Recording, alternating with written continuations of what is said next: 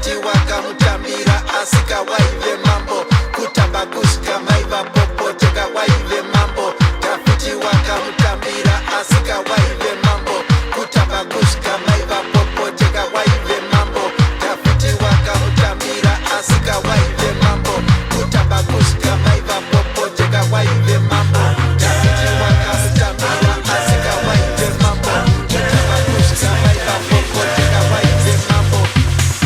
When King David brought back the Ark of God from the house of Obed-Edom, he danced for the Lord.